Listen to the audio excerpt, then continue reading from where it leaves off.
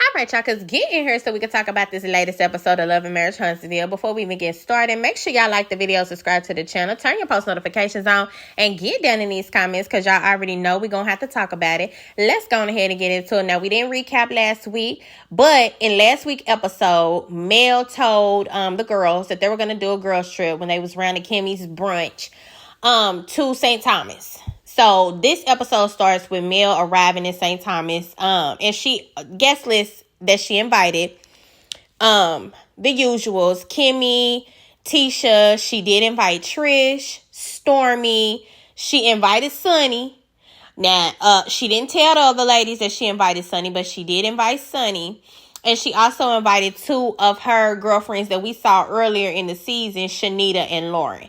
They came to one of her pajama parties or some type of party that she had earlier in the season. So she pulling up around to the St. Thomas with Shanita and Lauren.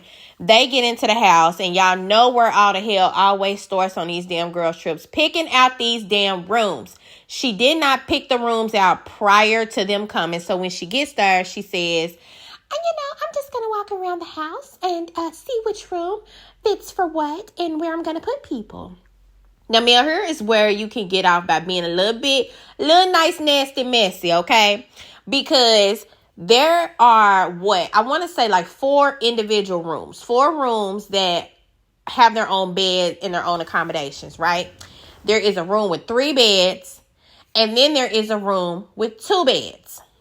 So Mel immediately tells Shanita and Lauren that they can have their own room. And here's the thing. Mel likes to be messy because, or nice, nasty, messy is what I said, because the nice part of her can say, well, the rest of the ladies don't know Lauren or Shanita, so I just thought it would be best to suit them in their own quarters other than having them share a room with anyone.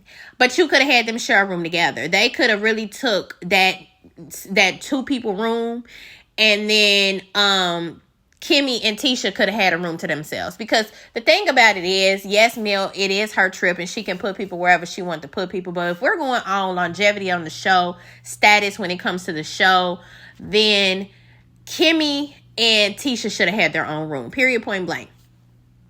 The room with 3 people. Here's where the nice comes in. Nice, nasty. To justify giving Kimmy and Tisha this 3-bedroom room, you say, well, they're already family. They're already related through marriage.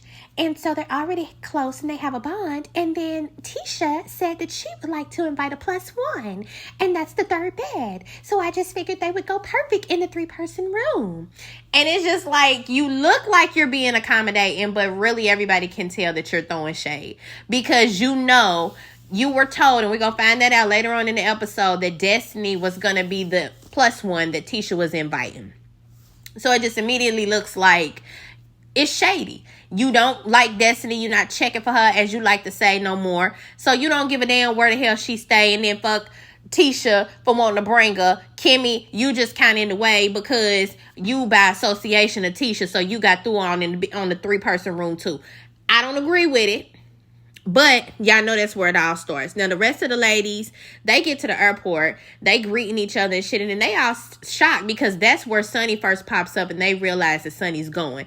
Let me also just say, I don't know what 84-year-old grandmother is missing a copper blonde top headpiece wig with the curls that just came off of perm rods that Trish done stole and stuck on her head for this trip. But I know she mad about it. Because, honey, what in the hell is going on with your hair? I would have rather you just did the little bun that you've been doing on the top of your head. The little frontal bun that you've been doing. What in the hell is this on your head? And Trish seems like one of them type of girls that she got a great body. She's not an ugly woman. But she is sure gonna make herself look some type of fucked up. In some type of way. Whether because she already talked about how she don't want to wear bathing suits. So you can only imagine what the hell she look like round to a beach. Or round to a pool. She don't like she just acts all meek and timid and shit. She barely likes to open her mouth when she talks. Her lips be all pursed up. It's just ridiculous. And now you got a piece of cotton candy on top of your damn head.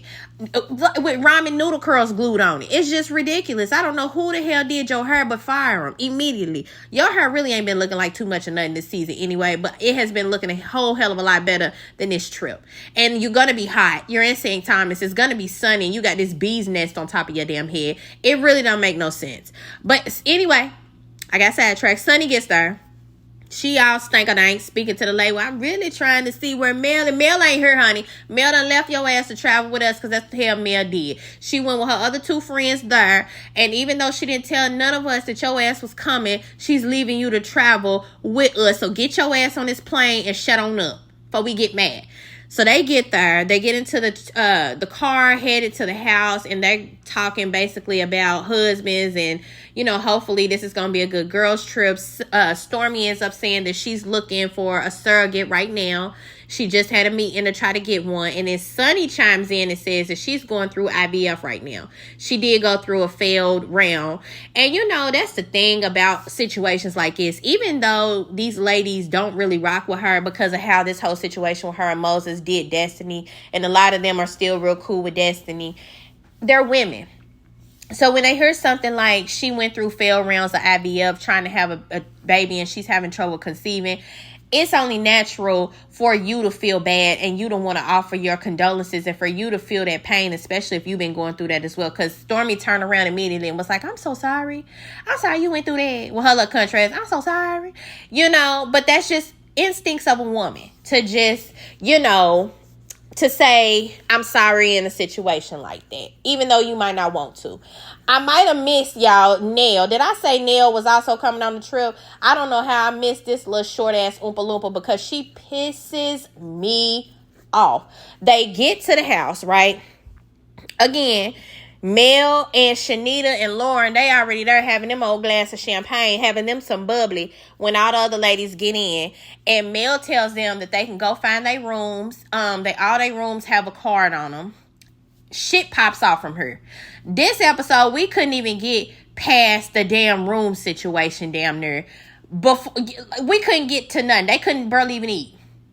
They walking around. Immediately, soon as Tisha and Kimmy and them see the accommodations, they pissed off. They go on outside on the balcony where they can start cooling off and they can bitch, you know, to yourself, not around everybody else. They basically out there going off about it. And Trisha's like, you know, hell, they should have put me in the room with the two new girls. They wouldn't have liked me, but I should have went in there. And I actually even agree with that. They could have took the 3-person room. Stormy they could have took the 3-people room. Stormy and who else? Nell got her own room. I don't know, but I do feel like Tisha, especially if Nell got one, and they have been cast members longer than Nell. I don't give a damn if Nell is older or what. She don't like that you respect her as an elder, apparently, and we finna get to that in a second too. But the girls, they all pissed off. Everybody got something to say. I think Stormy and Trisha were the only two that was kind of like, yeah, fuck it. I mean, you know, we cool. They expected to probably be somewhere near each other. So I think them is the only two that really didn't say nothing. And of course, Lauren and Shanita being real quiet because they know that they got big, beautiful ass rooms all to themselves. And the other girls is real pissed off once they see them. Lord, somewhere down the line, Mel done forgot to print out Miss Nell's motherfucking card to go on her bed. Nell running around the house. Nell, now where you at, Mel? You playing with me? Now where my card? And you know I was coming on this here trip, and I'm the only one that ain't got no card. Mel heard her going off and she immediately, Nell, come here, let me tell you something. See that big room over there with no name on the bed? That's your room, sweetie. They just forgot to print your card. You know I would Nell ain't hearing none of that. So I'm the only one in here with no card. Well, you need to have them print my card for me because I keeps my cards. Nell, oh my God, this is why you can't never keep a voice, because you do all this hollering. I know your vocal cords are so fucking strained. It's ridiculous. The girl said she fucking forgot to print the card. That's it. Why does it matter? And you are one of the ones that's not even required to share a damn room. You are over here being able to have your own damn room and you are still complaining. That speaks volumes. And then not only that, you make it such a big ass fucking deal. Shanita bring her big headed ass over there and say, you know, I can switch you rooms, Miss Nell. You can have my room. And they're like, no, you ain't got to do that. Nah. That's what I hate too. A motherfucker that's complaining, and then when people is coming to you with solutions, you don't want them, and you just all acting stupid.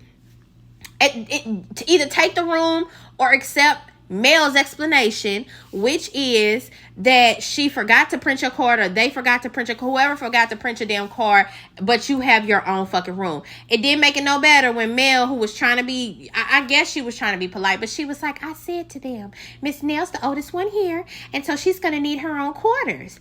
Nell got mad. Now, so you gonna stop that damn shade you throwing at me now? Talking about how the hell you know I'm the oldest one here? Now, everybody know you the oldest one there. And, Mel, I commend you in this part, though, for keeping your cool as much as you did. Because I'd have went off on Nell. Listen, Nell, take your short ass on in here somewhere and go to hell to sleep. Before I take this long ass her wrap it around your motherfucking mouth and make you go to sleep. Because you're getting on my fucking nerves now. I said you got a room and you can go get your ass in it, or you can go home. One of the two. Which one it's going to be? Nell is just so stuck on this card. It's ridiculous. It's making me feel like it's something else. And then she starts saying, well, now, I do remember when Nell came to my trip last year. I took care of her. And it's like, you can't measure what one person does to you. I know that's a hard truth. I had to learn that shit myself. But you cannot measure what you do for somebody off of what the hell they did for you. You took her a Mel because that's what you and Chris wanted to do. She did ask of you not to combine her with Martell in no type of way. And I don't really think that meant she wanted princess treatment, but y'all gave that to her, and because that's what y'all wanted to do. And the woman is not even making you share a room or nothing, and you steadily in her bitching and complaining, acting a fool. Sonny, troublemaking big pumpkin head ass, who need to have been quiet this whole time and just be happy to be there. Here she go, Mel, I think some people still upset about their rooms. Maybe you might want to go out there and talk to Tisha and Kimmy, because they seem upset about their rooms. As another person to have their own room, Sonny. And Mel tries to justify that by saying, well, nobody likes Sonny. And so Sonny should have gotten a room to herself. And I actually agree with that as well. None of the ladies do like Sonny. So why would it make sense to put Sonny in a room with any of these women? It wouldn't have. It could have been Mel, Sonny, Tisha, Kimmy with their own rooms, and then we split the other 5 up how we split them up. Hell, if anything, no, you couldn't have put Trisha's ass in there with Sonny. Somebody would have went in there with Sonny, and they just would have had to make it the fuck work. It is what it is. But I do feel like, Sonny, not saying somebody should have went in there, Y'all know what I'm trying to say, because I do feel like Sonny should have had her own room. But all the other ladies would have had to make it work. I think I'm trying to say Trisha, because she don't want to keep saying nobody would have liked her if she would have split a room with them. Mel goes out to the balcony so that she could talk to Tisha and Kimmy. And she explains to them the reason that she chose the rooms, which is what we talked about. She's like, Tisha, you're bringing a +1. I just thought it just made more sense for you guys to room in the room with 3 rooms or 3 beds. And, nobody's checking for Sonny right now. And I told her that to her face. I told her that. And it's just like, girl, they hear you, but they not hearing you. Because at the end of the day, you could have made sure that them two had a room. I'm sorry. They have been on the show as long as you have. And at least on cash trips, they should be able to have better accommodations. But again, it's Mel's trip. So y'all just going to kind of have to deal with it. Nell comes out. I think Sonny sends her motherfucking ass out too. Nell, why don't you go out there and see if you can mediate? Nell, where the hell they at? She already got the wrong energy. You don't need to go nowhere with your short ass legs and trying to mediate nothing when your attitude is already as bad as the fuck it is. She go out there, what's going, y'all all right? Are y'all okay? Because y'all just gonna have to suck it up. Y'all know everybody was mad at my trip. Quit talking about this motherfucking trip of yours from last year, because we're talking about this trip right now, and these people are entitled to feel the way they feel. They are upset because they feel like they should have been entitled to better accommodations. You cannot get mad at them for how they feel when your ass been running around here with a room to yourself bitching about a card all night. That just is what it is. But baby, Kimmy was ready to get with your ass, go toe to toe, and I don't blame Kimmy, because Nell, you was doing entirely too fucking much. From going off, from doing all this ranting and raving, hollering. All we heard was your loud raspy ass voice for the whole fucking first 20 to 30 minutes of them being in the damn house. It's ridiculous. Don't nobody have time for that. Not to mention, I don't know if your little ass done had too much to drink on that plane or what, but here you are with your titty popping out. And then Tisha, now, and then your nipple out. Put your nipple up. You gonna get mad at Tisha for trying to put your titty back up in your shirt. Don't put your hands on me, Tish. Tish, don't put your hands on me. Tisha like, what do you want the titty to hang out? Tisha, fuck her. Let that titty hang out. Don't nobody give a damn. Let Chris deal with her and that damn old ass titty hanging out of her shirt because Nell is doing entirely too fucking much. They end up agreeing to disagree. Kimmy done got all kind of pissed off arguing with Nell, going back and forth with her, letting her know, Nell, your opinion was not even fucking needed in here. I don't know who the hell sent you, but you could take your ass on back in there. By the time she did, Kimmy was already pissed off. So when Mel is like, Kimmy, are you okay? Kimmy just couldn't even say nothing. She's so mad. So, Mel, take your ass on back in the house because you did play a role in causing all of this shit, and that just is what it is. They go back in, and they have carnival dancers come in, and it looked like such a fun little time. And, honey, I thought this would have been enough to kind of calm the earth for the night, put them in a better mood and shit, and it kind of did. Because after this, they went and sat down around to the table and tried to indulge in some food, but the conversation quickly got a little bit heated. Now, when they gather for dinner, they start kicking. Everything seemed to be going well, but it instantly seems like Tisha and Shanita have this little back and forth thing going on. Tisha asks why it was that when Mel got sent out the invite, she specifically was like, she's going to invite a few of her single friends. Like, why does she have to point out that they single? And I just felt like it was the obvious. You know, Mel was just like, I just like to keep it clear. These are my single friends. So I just figured I'd bring, along a couple of my single friends. I just like to keep things clear. I don't know why it mattered either, but I don't really feel like it mattered enough that you had to ask why she specifically mentioned it. I mean, she just did. She just said they not married. They single. I mean, that just is what it is. She's single right now. But here's what been throwing me. They get to talking about the whole Sunny situation because they call out Trisha. And they like, Trisha, you got a problem. Well, it's actually Mel messy ass. Let me do Mel. Well, Trisha, you kind of have a problem with Sunny because of Destiny. So, and maybe it's because she trains Destiny and Mel knows that her and Destiny have like a friendship. But Trisha's very straightforward. And she's like, well, I don't have a problem with her. I just ain't going to be kicking with her or nothing like that. That just is what it is. And when Mel breaks down the situation to Shanita and them, it does kind of seem like Shanita is one of them characters that Mel have talked to and told her side of the, made her understand her side of the perspective more so than all the other people were able to kind of do the same.